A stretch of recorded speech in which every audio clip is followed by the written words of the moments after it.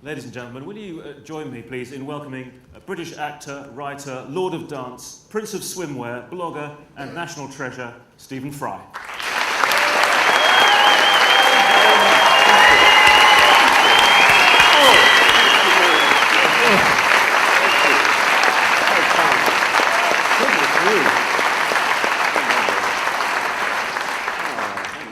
Well, a row of happy, shining smartphones pointed at me.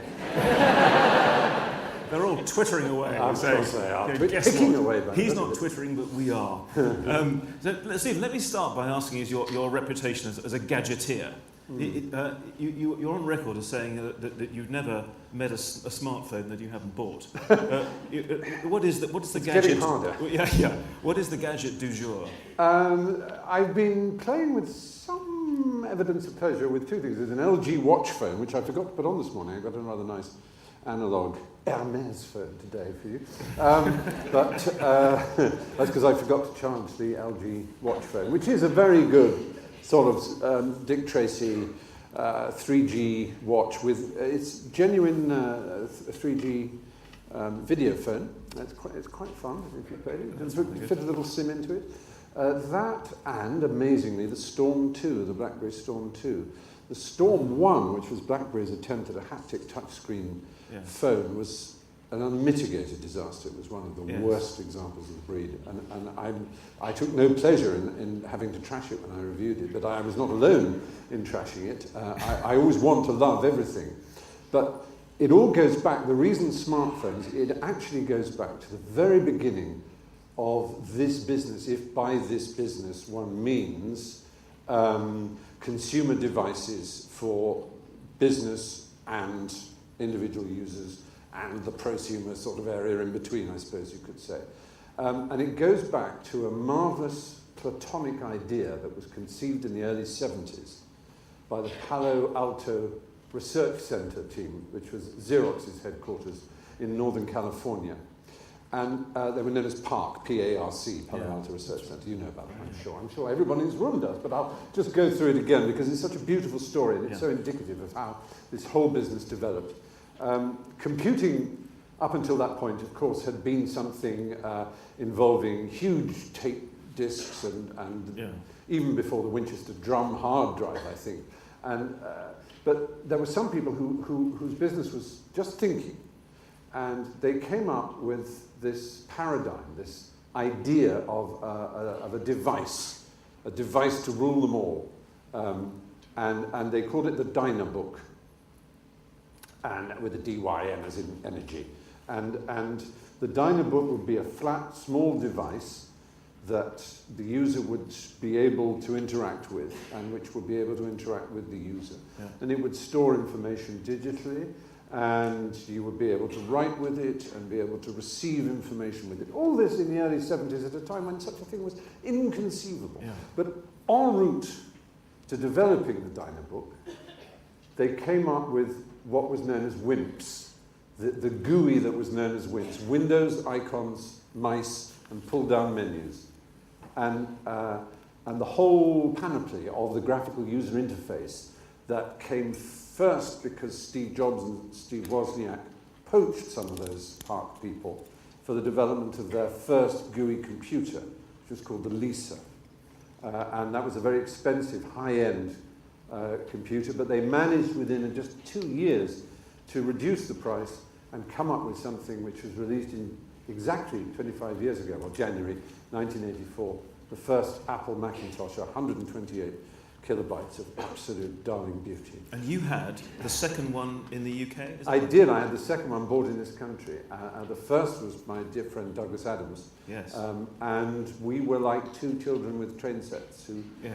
We both lived in northeast London, he in Islington. I, at that time, being poor and just having left university and having spent all my money on a Mac, and later in the year, £7,000 on a laser writer. I know. I mean, that was a whole commercial. That's the only reason I do adverts, is to keep me in devices. Do you keep all this shit? I keep more than I should. I've taken to handing on computers and laptops to local schools and yes. worthy individuals. Young, talented writing people sometimes get in touch with me, or an artist actually got in touch with me recently, desperate for hard drives, so I scurried around and managed to find so about there's going to be a 2 terabytes worth for this artist who is a video artist. Oh, yeah. And please don't tell all your nephews and nieces that I'm a free source of, because I've got a pretty long waiting list. So Stephen Fry Museum of stuff is, you know, Sadly it's all not. being given away. Well, that's probably I tell you what I the have right got thing. though, and Yeah. this is really interesting. As you, I'm sure, all know, the Forbes magazine's entrepreneur of the century so far, of the decade, is or CEO of the decade, is Steve Jobs, whose life story is one of the most interesting. And whatever one thinks of him as a man, whatever one thinks of Apple as a company, or Pixar, his other company, or Disney, of which he's on the board, of course, his story is truly remarkable. It goes back to pre-Park days, I was mentioning, of course, when he and Steve Wozniak started Apple Computers out of a garage in Northern California. He had this extraordinary moment where he chased IBM, who were the big rival to Apple, of course, for many years. And he saw this as a fight to the finish, and that he wanted to beat IBM. And he saw a parallel industry, or what he thought was a parallel industry, when, unheard of, it had never happened before, Pepsi beat Coke in the most important sector of their trade, which was the supermarket cork bottle, apparently. So he went to the CEO of Pepsi Corp, a man called John Scully, and tried to persuade him to leave Pepsi and join Apple. And John Scully said, "Now, what do I know from computers?" And Steve Jobs, in a very famous phrase, said to him, "Listen, do you want to sell fizzy sugar water for the rest of your life, or do you want to change the world?" John Scully thought about that and said, "Okay, I'll join Apple." So he joined Apple, and a few months later had Steve Jobs fired, which tells you something about businessmen. Yeah. Well, Steve Jobs left, and he thought maybe the future of computing was in networking, and if it was going to be in networking, then the operating system of choice should be Unix. And so he founded a computer company called Next, which used a Unix operating system. And it so happens I have an absolutely box-fresh Next computer. Now, the reason why this is really important and excites me more than anything is it has this little optical drive and framework and all these wonderful things it had to begin with. It's in black shape. Is that it is on an identical machine, absolutely identical to the one I've got, that a man called Tim Berners-Lee in CERN in Switzerland sat down and wrote the protocols that created the World Wide Web. He created HTTP and HTML and all the panoply, and indeed created the name. So, and Tim Berners-Lee, who I'm proud to say has become a friend, told me this wonderful story, which I don't think is particularly known, but it sends shivers down the spine. I said to him, "God, one day I'll give you my optical drive, and I'd like a clone of the first HTML, the first World Wide Web site, and the first World Wide Web browser, and all the things you wrote, and I put it on my drive, and so I will have it." And he claims he will let me have this one day, but that's not the point. I said to him, Steve Jobs must be, he must have been so thrilled that in his wilderness, his outcast years, the most important development of the 20th century was created on the machine that he created, the Next. And I said, did he play with it? And Tim said, "Well, it's really odd. I've never actually met Steve Jobs." I said, "What?" He said, no, I came very close. I was in the same room. I'd written the World Wide Web, and I was quite pleased with it. and Steve Jobs was in Paris for a European Next Developers Conference for people who developed software for the Next. And there was a line of us, he said, and I was at the end of the line, and Steve Jobs was talking and looking at all these, programs that people had written. And it overran, so he never got to me. I said, "You think Steve Jobs was in a room?" At the end was the World Wide Web. This was, 93 or something, 92, 93. And it was there, the most powerful thing, like an atom bomb, waiting to explode. And he never even saw it and never met you. He said, "Yeah, that's right." I thought, "Isn't that a great story?" Anyway. That's very good. That's a very good story. And then, of course, famously, Steve Jobs also founded Pixar. And then came back to Apple for $1 a year and shares, and has now turned it into Well, it's a bigger company than IBM, so he's won that He's fight. won. And I was reading in the paper today that it's even bidding fair to have more dollar value than Microsoft in a few years' time. I know, which is a shame because one likes supporting the underdog. And Apple is no longer in anybody's book an underdog. You know, John Scully wrote a book about that experience called Odyssey. He did, yes. In which he comes out as being a hero. And fired Steve Jobs, nothing useless, marvellous. So, Stephen, Twitter. 978,505 followers last night. Is that right? Yeah, 982,900 as we were stopping for the break. So about 8,000 a day. Yeah. I think probably about maybe by the weekend. Mr. Million. Goodness me. Well, that would thought, be isn't it? Yes, that has been, talking of Odyssey, that has been a very extraordinary journey, yes. and one with peaks and troughs, like any great epic journey. Yes. Really not much more than a year ago, I joined June 2008, I think. I actually signed up. But no one took much notice then of it. I think it had just started.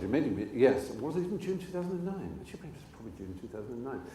And then nothing happened, and I looked at it and I thought, really, much going to come of this? It sounds like a very silly thing, but like all of these things, I sign up because it's interesting to see what will happen and whether there's a potential for it. And as I was packing to go to Africa for the second leg of a documentary series I was doing about disappearing species, I suddenly thought, right now I was packing, I've got this new flip video thing, which of course since has also become a great, highly successful device, the new HD one out, as you probably know. And I was packing that and packing all kinds of wind-up power things and solar cells, because I was going to be in the middle of the savannah and then in the Madagascan jungle, and I thought, okay, I wonder if there'll be any. And someone said there's quite a good phone signal. I thought, I could text people what I'm doing. And then I thought, I remember that thing, Twitter. You can text these Twitter things. So I kind of looked it up again, and I thought, I'll do that. Yeah. So just as the car was coming to the airport, I tweeted something about, I'm off to Africa. This should be quite a larky adventure, something along those lines. And then I got to Africa, and I saw that I'd had 3,000 new followers. And I thought, wow, this is extraordinary. So I started tweeting in Africa, and amazingly, in Kenya and most of Uganda, there's really very good mobile coverage. So it allows one to tweet, but not to see the much of Twitter. And it just grew and grew, and I started, twit picking, and by the time that came to an end, and I had shared quite a lot of experiences with all kinds of animals, I arrived. Not as much as my friend Mark and the kakapo, on the other hand. Moving on. He's now in egg. But I came back from it and did an interview on the Jonathan Ross show, who's like you, and not quite so competent. A relaxed interviewer, better remunerated, a great charm, possibly better paid. And Jonathan had joined Twitter, and so we talked about it a bit. And then later that week, I'm a member of a club which is in the building of Centrepoint, and right at the very top, the Paramount Club. It's a wonderful place. Yeah. And I got stuck in the lift. Oh, yes. And I tweeted being stuck in the lift. And the next morning, that was all over the papers. Yes. And Biz Stone, the founder of Twitter, got in touch and said, this is amazing what's happening to Twitter. This has become a tipping point, to use a rather tired popular phrase of the moment. And it did seem to be so. And this mixture of talking about it with Jonathan, the lift debacle, as it then was. And then, and it just grew and grew and grew. And that was this year. That was this year. Yeah. And I passed 100,000, and people went, "This is insane." And then, as you probably know, and I'll save you the indelicacy of having to ask me, a few weeks ago, I got a bit of a sort of wobble about it all. The trouble with me, the problem with me and the trouble with the world, it's me, I'm a very sensitive person. I may not seem it, but I am rather, especially when I'm in a low mood, and it's no secret that my moods cycle, and I get quite low sometimes, I also get quite high. And when I'm low, I'm terribly sensitive. And it's just something I can't help. In the same way some people are photosensitive, I'm insult sensitive. Yes. And I think most of us are sensitive in this regard. If I gave you a large glass of water and said it's 99% pure water, but it is 1% urine, you wouldn't drink it. Yeah. No matter how much I said, but it's nearly completely perfect. Yes. And similarly, if I look at a tweet stream, and 99% of the people are very positive and on for me and terribly nice and very sweet, and 1% are either weird British national people Yes. who wish to insult my sexuality, my Jewishness, my character, others are just insulting people anyway. Yeah. That 1% ruins my day, and I don't exaggerate. It completely ruins my day. I cry, I'm upset, Yeah. I can't concentrate, I can't work. It devastates me. But Now that's a weakness in me. I'm sure there are people I speak about, there's people like Jeremy Clarkson, who get more insulted by people than I do. I mean, loves it. but he seems to thrive on it. I don't know if... It may be that deep down he doesn't. I don't know how many of you can bear criticism. I just can't. And it's unfair, I know, because it's also true that in that period, and that's what I think made it so intense, was that in the period leading up to that week, there were two big events. One was, neither of which I initiated, but for both of which I got credit stroke blame, quite wrongly. I mean, I didn't deserve any credit whatsoever. But people noticed this extraordinary injunction slapped on the Guardian newspaper. It was an injunction on an injunction on an injunction. They were not allowed to mention that it was an injunction. They were not allowed to mention the name of an MP who had asked a question, let alone quote the question, in Parliament, in the cradle of it. Anyway, and by about 11:30 in the morning, a few friends had said, have you seen this Guardian thing? And it was already top trending on Twitter. Yeah. And so I merely pointed some people in the direction of online sites which would allow them to read the true story that the Guardian was injuncted from doing it. At the end of that day, as it happened, I was doing a thing for a leprosy charity, and I bumped into Ian Hislop, whose wife is very big in the leprosy field. And he said, thank God you did all that, because he was ready to go to prison, because he had decided to publish this, and he's under a specific injunction, a restraining order, which means if he does anything to disobey a court order again in the next 2 years, he will go straight to prison. Yes. But he had decided that he couldn't not publish. Right. But because Twitter and the Twinternet, as you might call it, had bust open this whole issue, Yeah. then the Carter Ruck, the lawyers withdrew their injunction and Ian was fine. So that caused a lot of fuss. Yeah. But also it caused a lot of traditionalists, particularly deadwood journalists, to get antsy. And we can talk about why they're antsy about Twitter, because it's a huge issue, obviously, but they are deeply disturbed by Twitter in every sense, disturbed in the sense of mentally deranged and agitated and sort of pathological about it, because they rightly recognise what it represents. The tipping shoot of a huge growth that will upturn everything we know about the way information is shared. But and then the following 2 days later, a woman writes an article in the Daily Mail. I was going to ask you about her. Yeah, Jan Moyer. I was very rude about her, because I read the thing. I think I called her a malignant nobody or something, because I'd not heard of her. And I accept that was rude and it might have upset her. But it seemed to me she'd written something quite vile about someone who, as it happened, though I didn't mention this because it wasn't the point, was a friend.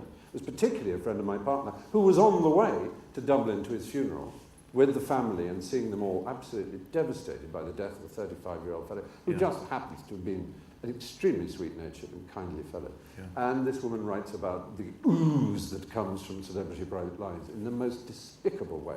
If she wanted to write a think piece, as I believe they call these sorts of things, then she might have bided her time and she might have done it with sensitivity. But instead of which and I think she knows now, I'm sure she knows, it was ill-judged. And every day she would wish she hadn't put it quite like that. But again, she was top trending by the time I first tweeted it. So, but journalists being lazy associate me with Twitter and therefore associated me with attacking her and me with somehow being the sort of voice against her. In fact, I was pretty temperate compared to most in my views on her, and certainly it wasn't that personal about her, apart from that phrase, which I admit is a heavy one, a malignant nobody. But she was a nobody to me because I had no idea who she was, and she'd certainly not given any pleasure in the way that Stephen Gately had in his career. Yeah. She dispensed no pleasure whatsoever. I like also the fact that journalists think, what right has Stephen Fry to dispense his opinions? sorry, you are a journalist who does what every single day? Yes. Every single day you write your opinion, and what? You went to a school in which the Queen conferred on you the right to prejudice and bigotry, whereas because I haven't been to that school, I haven't got the right simply to share my views. Well, I understand that it's annoying for journalists that people like me express opinions, but Twitter is not the sum of my opinions plus the sum of Ashton Kutcher or Jonathan Ross or Eddie Izzard or Derren Brown or any other celebrity Twitters. It is the vast mass of ordinary tweeters. It is their opinions. Yeah. I pass theirs on far more than I generate my own, because it's a massive part. It's not always the wisdom of crowds, it can be the folly of crowds. But anyway, all that came to a head, and I almost committed Twittercide. I certainly felt very, very disenchanted with the whole process. I felt I'd written in a blog that I'd never wanted to be in the public eye. Years and years ago, I used to write a column for the newspaper. I found it poisoned my soul having to come up with an opinion every week. And the easiest opinion to come up with every week is a negative one. Yes. It's easy to be angry and to rant and to say, isn't this awful and don't you hate this? Because people, especially in Britain, think it's sentimental or childish or cutesy if you say, isn't this great? And, oh, isn't this wonderful? So instead, people like to tremble with rage. And it seems to me a malignant and unpleasant aspect of our society. And it is the worst of the internet. It is the thing of the internet that makes me close my eyes with horror, is that which is below the blog. It's the comment lines. Yeah. I cannot look at them. They make me physically ill. Well, they're the 1% urine, aren't they? Yeah, but unfortunately, it's worse than 1%, because of the comments, it seems to me like 90% of the people who choose to comment are simply unbearable in the way they present themselves, and intolerance of others, the resentful fury with which they must be heard, and with which somehow even the fact that someone has blogged above them is an imposition of their right to be heard more than that person is. And how dare it? I mean, it's just, there's so much resentment, so much acid, and such a cancer of dislike. Yes. And that's the side of the internet that is deeply worrying. Yeah. And I shut off my eyes from comments. And it's cowardly, I'm absolutely the first to admit it. But then the letters pages in newspapers are no better. No, sure, absolutely. Now, let me ask you about advertising. A room full of people involved in the advertising world here. Now, do you get people trying to have you endorse their products on Twitter? Yes, this is the other side of Twitter, of course, is that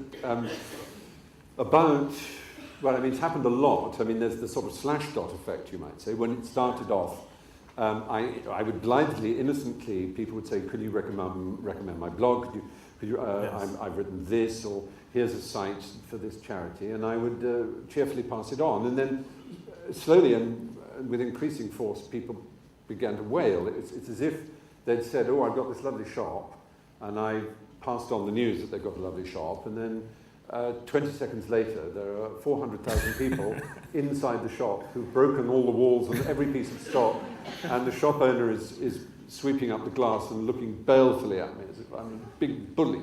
And so I have to write a standard letter about the fact that if I do recommend a site, that it has to be capable of something like 1,000 hits a second for a sustained period of 2 hours, going in waves that we're able to predict. You know, as advertisers, don't you, how every day, it seems, the analytics get subtler and more complex and more detailed. Well, you know, that's also true, of course, of the Twitter API, is inspectable in every direction. And so we've also, but also on my website, we've followed tweets, and there are patterns that you can show. And it means that anybody who wants to be recommended, the host and the server must read this stuff and say, yes, I guarantee it won't bring the site down. But even when they guarantee it, sometimes the site goes down. And you also learn which times of day are likely to cause this. It's like a DDoS attack on people's servers, which is obviously terrible. Yeah. And then there was another occasion when just because it gave me so much pleasure, I read this book by a man called David Eagleton called Sun, S-U-M. It's a tiny little book, 30 little, tiny little chapters. And it gave me immense delight. And I just tweeted, if you were to read some and not enjoy it, I'd eat 20 hats or something. And it went to #1 in Amazon. And the author called me, and then the bookseller wrote an article about it, and then the Guardian wrote an article about that. And over the next 2 days, I was getting on average 12 books a day sent to me by publishers. I kid you not, let alone getting the emails asking me to recommend them. And this, again, it was just impossible. I mean, the power is enormous. And then there have been legitimate approaches from particularly gadget makers, because it is known that I like my gadgets, as you said. We know, would I do this? Dell the other day got in touch asking if I'd be a Dell ambassador. All I had to do would be seen with a Dell in public. I said, all I have to do is be seen with a Dell in public. No, let me go naked with the word Kickley, anything to be seen with a Dell in public. Are you mad? What do you think I am? Anyway, very kind of them. They didn't really know the market they were asking. So I'm of course, we're all of us actors, we're all whores at the corner of the street swinging our handbag, saying you want a good time, dearie, but some of us take pride in trying to be better whores than others, and I kiss, you know. That's quality. But that means that I have to like the client. So generally speaking, I will only do it if I approve. Sounds very sanctimonious, but if it's not some... And British Airways asked if I would, they give me free flights on their new business class only service from City Airport to... and I said, look, I'll probably use it. I think it's really nice, but now I can't ever tweet. You know, I mean, how would my followers trust me? The whole point is I'm honest with them. So I would say, British Airways have paid me or given me free flights to say how much I'm enjoying my flights. You know, that's Stephen. No, but I'd have done that. I'd have taken it. You see, it seems to me that I mean, it sounds very...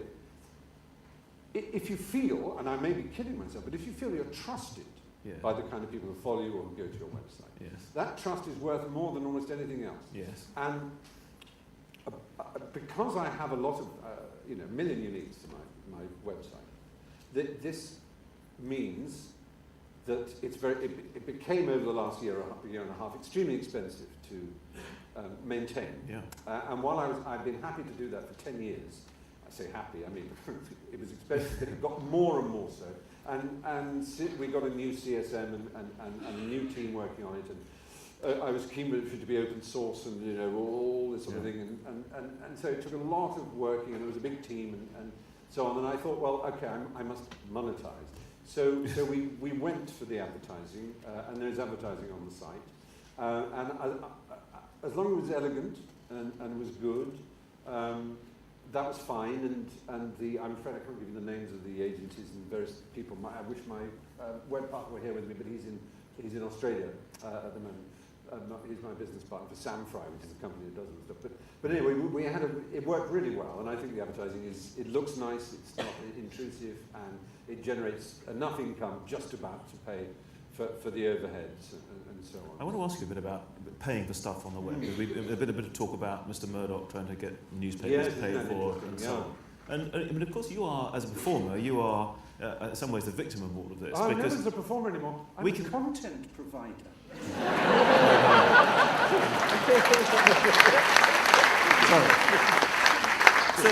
But you know, we can all go on YouTube and just sample your best bits. Yes. Yeah. Do you mind that? I don't mind at all. I don't. I did an Apple event a few months ago in which I chose as a talk this business that's suddenly become very live and hot of artist protection, copyright protection, and so on, and what sort of copyright we should have.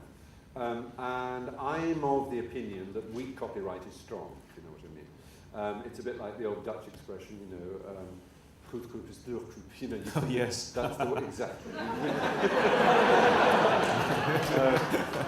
Cheap is expensive, and you know, weak is strong. The opposites can be true. The weak copyright historically has seen the most the most creative flows. Yes.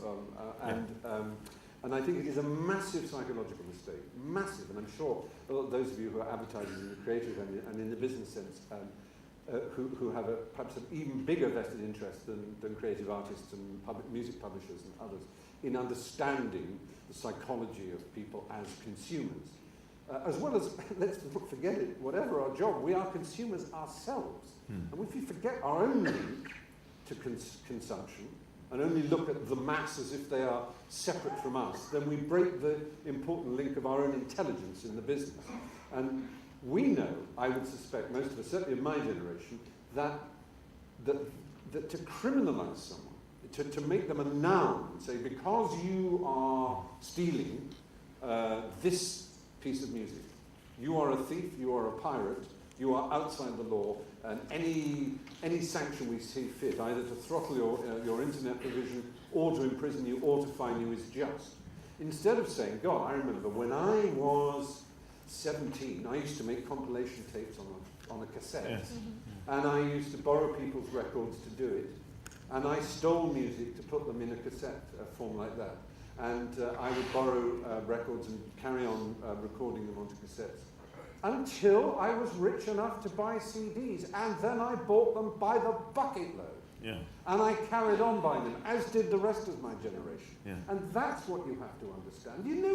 No one wants to be, I mean, there may be a tiny minority of people, and of course there will be people on an industrial scale trying, high-speed duping things, as they always have, and that's a different kind of crime. But and also, hearing Peter Mandelson, who's an old friend, and incidentally, I showed him the first website he ever saw. Did you? Ever. Well, you remember what it was? Yes, it was the Conservative Party website. To show him how far behind, and then the Labour one, and he was shocked at how much better the Conservative. Really? Yeah. This was in March, my house in Norfolk, in March 1997. He had never seen a website. Really? And I showed him the Conservative one. The voice of John Major. Hello, welcome to our website. It was okay, but on both of them they had lists of their MPs in Parliament, and about 4 of the Labour ones were blue, i.e., the default hyperlink colour. In other words, you could click them and they had an email. Oh yes. Right. Only 4 of the entire bunch. It just shows, it has been, anyway, Peter Mandelson has got this all wrong, and people have various theories as to why. One is because he's a friend of David Geffen, the Yes. Producer. Music Man. Music Man, and exactly, founder of DreamWorks and other such things. And others that he's been bad advised. There are artists, there are musicians and people on the other side from me. Lily Allen, for instance, came out in Yes. very, very strong. But he even said people who are using BitTorrent, whoa, not all BitTorrent use, there are perfectly legitimate ways of using BitTorrent. Yes. It's an extremely successful and helpful way of sharing files. Yeah. It's not automatically criminal Yeah. simply to use BitTorrent. Yeah. So this is typical of the attitude, is that we are this corporate. What does it do for the PR of music companies, whose one thing is to appeal to the young, in particular? What does it do if they present this fortress mentality, which is ignorant of the way certain things are used, and is absolutist, and is mean-spirited, and doesn't recognise the natural fandom of people, their desire to participate in music, and therefore to buy it. They should be thinking of new models of getting music out there for money, rather than trying to scare off people. I think it is a disastrous. What about newspapers? Would you pay to visit any of the UK's newspaper I'm a sites? bad person to ask. I haven't read a paper for 12 years. I do not read newspapers. Right. I will not read them. I hate them. They make me sick. Sorry, but I'm the last person to ask. For 12 years. They are, to me, I said it before, it's like looking at news laboratory paper. I like news, so I read a lot of news. I read the BBC and CNN and Huffington Post and Beast and all kinds of online things, which are ones that pay for their own staff and have their own staff bloggers. Yeah. I don't subscribe to any RSS feeds of the aggregators that are quite rightly obsessing Murdoch. I mean, from Murdoch's point of view, I completely see, and whatever one's view of Mr. Murdoch, he is a supreme leader of his field. Absolutely. He has really done some extraordinary things I over the period. Many of them have been deeply unpopular. He's not always done them with the most gracious manners or style, but you know, he is an extraordinary leader in the media field. Extraordinary, brilliantly intelligent, brilliantly far-sighted. And what he did with his group was quite shocking to a lot of people. And I knew people at the Guardian and the Independent saying, "Oh, well, we're celebrating. It's going to be great for us." Yeah. You really think he's full, do you? Yeah. I mean, and he's revealing bit by bit. And recently, he seems to be revealing this idea that he will go after choking the aggregated news feeds. So, I mean, and from his point of view, he is paying how many hundreds of millions a year in fees to journalists to go out there. Whatever my views on newspapers, I have no disrespect for news journalists. If only newspapers had news. Yeah. I mean, I read The Week because it doesn't have comment. I mean, it's the comment.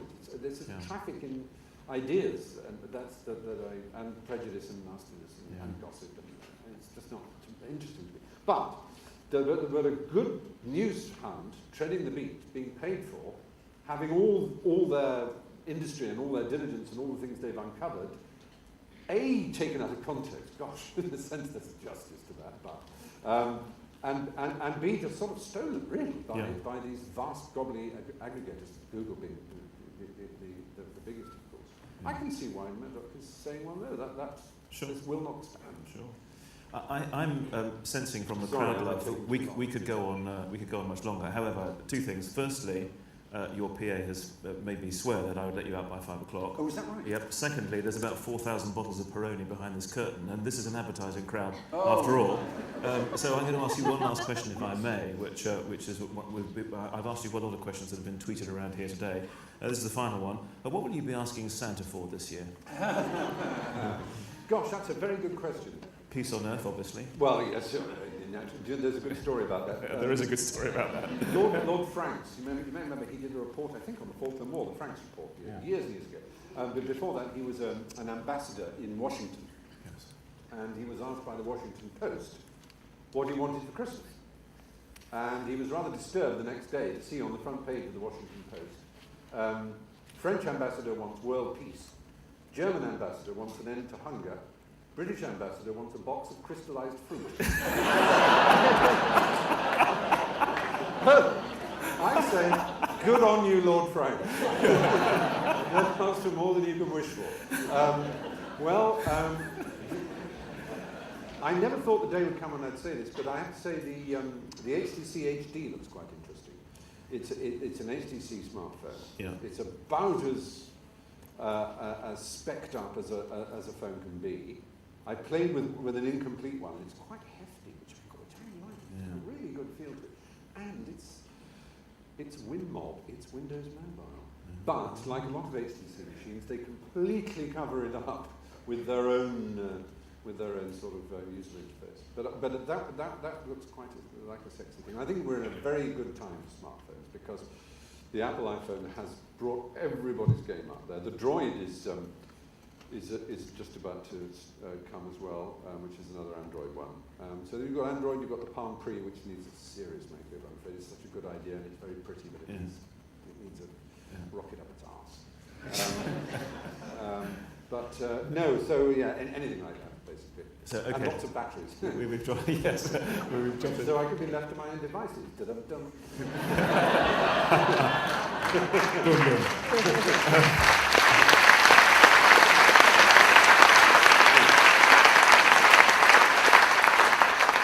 Stephen, when we're organising these conferences, one of the great problems is how do you get people to stay till the end of the day? And when you look at this room, you've achieved something we have failed to achieve ever so far. So, Stephen, thank you very much. We really appreciate you being with us. Before I should say, when I came, Richard said he was incredibly nervous and he was going to be crap and he'd never interviewed anyone before in his life. But wasn't he good?